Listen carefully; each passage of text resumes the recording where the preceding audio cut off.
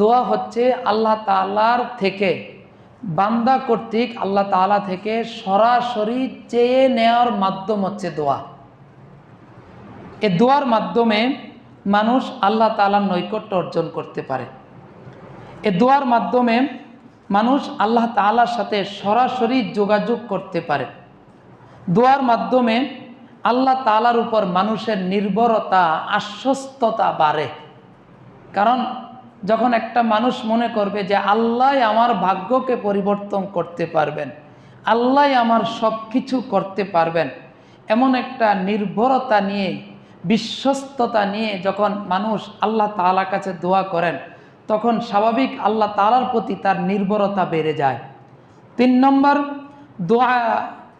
দোয়া করার মাধ্যমে আল্লাহ তাআলার কাছে নতি স্বীকার করা হয়।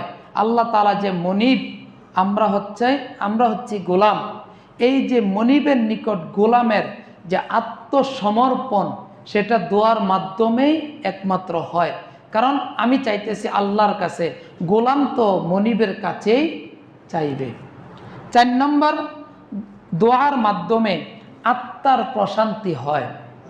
আত্মার প্রশান্তি হয় যে আমি আল্লাহর কাছে চাইছি, মন খুলে চাইছি। দুনিয়ার মানুষের কাছে সুখ দুঃখ প্রকাশ করলে মন হালকা হয়।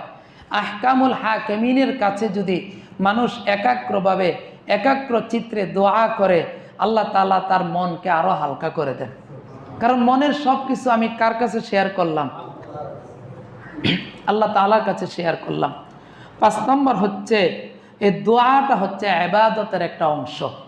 আল্লাহ রাসূল সাল্লাল্লাহু আলাইহি সাল্লাম বলেন, আদ-দুআউ হুয়াল ইবাদা, দোয়াই ইবাদত। দোয়াই এটা একটা কি? নামাজ যেমন ইবাদত, রোজা যেমন ইবাদত, দোয়াও একটা ইবাদত। 6 নম্বর হচ্ছে, এই দোয়া হচ্ছে মুমিনের অস্ত্র। মুমিনের সবচেয়ে বড় অস্ত্র হচ্ছে কি?